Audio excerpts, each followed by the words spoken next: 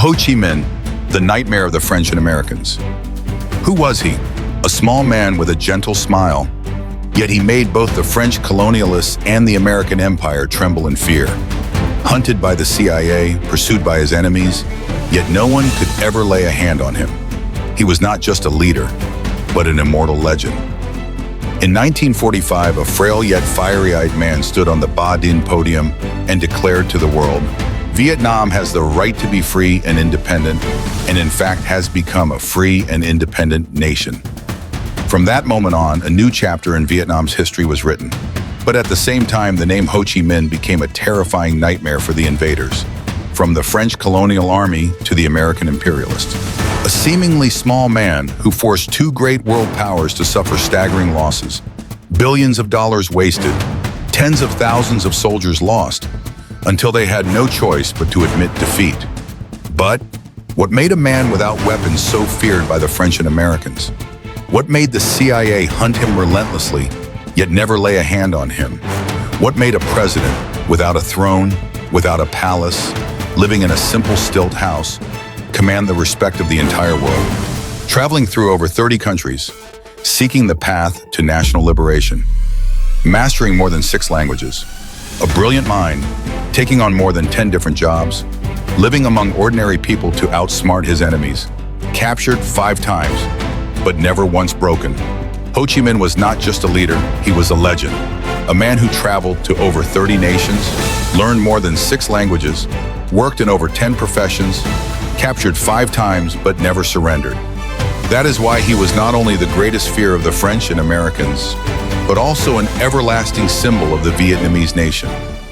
Ho Chi Minh's early life, a great mind born in poverty. Nguyen Sin Cung, Ho Chi Minh's birth name, was born on May 19, 1890, in Kim Lien Village, Nam Don District, Nghe An Province, a poor yet patriotic land with a strong tradition of learning. His father, Nguyen Sin Sac, was a Confucian scholar and an official who lost his position because he refused to submit to colonial rule. His mother, Hoang Thi Loan, was a hard-working woman who passed away when Ho Chi Minh was only 10 years old. He had an older brother, Nguyen Sin Kiem, and an older sister, Nguyen Thi Tan, both of whom were involved in patriotic activities and faced numerous hardships.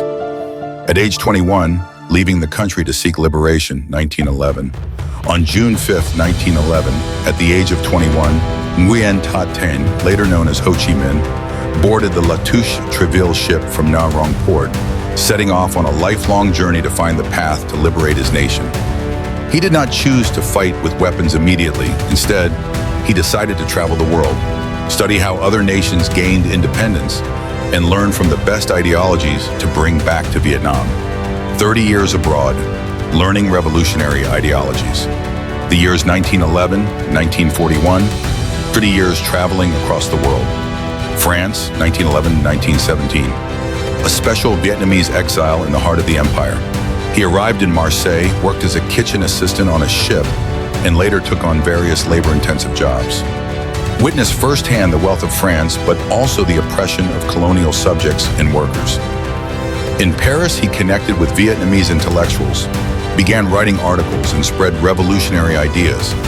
In 1919, under the pseudonym Nguyen Ai Quoc, he sent the petition of the Vietnamese people to the Versailles Conference, demanding freedom and equality for Vietnam. United Kingdom 1913 and 1914. Harsh days in London. Worked as a snow sweeper, painter, and laborer, living as an ordinary worker to better understand capitalist society. United States 1912 to 1913. Observing American democracy. Arrived in Boston, worked on ships, and studied American democracy and racial struggles. Soviet Union 1923 to 1924. Studying communist ideology.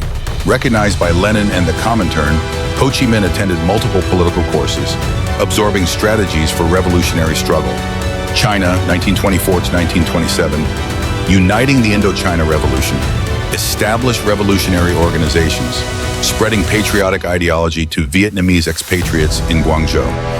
Thailand 1928 to 1929. Going underground, preparing forces. Lived among the Vietnamese community, continuing underground revolutionary activities. Returning to Vietnam, the French nightmare. 1941-1945. In 1941, after 30 years abroad, Ho Chi Minh returned to Pac Bo Cao Bang to directly lead the revolution. He founded the Viet Minh Front, organized armed forces, and prepared for the uprising. On September 2, 1945, at Ba Dinh Square, Ho Chi Minh read the Declaration of Independence, proclaiming the birth of the Democratic Republic of Vietnam. France returned to reclaim control, and the United States intervened. But Ho Chi Minh had a strategic plan to defeat them both. Deadly strategies, the mastermind's ultimate moves. Fighting a stronger enemy with a weaker force, the art of people's war. We would rather sacrifice everything than lose our country than become slaves. Ho Chi Minh's most powerful weapon was not tanks or cannons, it was the people. He developed the strategy of guerrilla warfare. Everywhere is a battlefield, and every citizen is a soldier. Hit-and-run tactics, gradually wearing down the enemy, using Vietnam's dense terrain to set up an inescapable trap. France and the US, despite having advanced weapons, could not find a fixed front line to engage in battle. They were trapped in an unwinnable war. Striking at their weak spot, the legendary Dien Bien Phu victory. The French mistakenly believed Dien Bien Phu was impregnable. Ho Chi Minh and General Vo Nguyen Giap identified their fatal flaw. Dien Bien Phu was isolated and dependent on air supplies. Cutting off supplies would leave them surrounded and defenseless. On May 7, 1954, France was completely defeated. 16,000 French soldiers surrendered, ending French colonial rule in Indochina. The first time a colonial nation defeated a military superpower on the battlefield. Using America against America, the strategy that terrified Washington. After the French defeat, the United States entered the war, deploying over 500,000 troops equipped with the most advanced weaponry. But Ho Chi Minh understood one thing clearly. America would not lose because of firepower, but because of their own mistakes. He directed key strategies, targeting American public opinion, fueling the anti-war movement in the US, pressuring the US government, draining resources and prolonging the war. The longer America stayed, the more they spent, the deeper they sank into a quagmire, turning the Army of the Republic of Vietnam, ARVN, into a weak link, exploiting internal conflicts, making it impossible for the US to control the battlefield. The result? The longer the US fought, the more they lost public support, both domestically and internationally. The war cost the US over 168 billion USD, equivalent to trillions today. Yet victory was unattainable. In 1973, the US was forced to sign the Paris Peace Accords, withdrawing all troops from Vietnam. The final blow, spring 1975, the ultimate victory. Ho Chi Minh passed away in 1969, but his strategic vision continued to guide the Vietnamese people to victory. He once declared, "Even if we must burn down the entire Trong Son mountain range, we must achieve independence." And just 6 years after his passing, Vietnam was fully liberated and reunified. Ho Chi Minh, an immortal legend. Ho Chi Minh was not just a leader, he was a master strategist, an eternal symbol of patriotism. He had no advanced weapons, yet he defeated two of the world's greatest superpowers.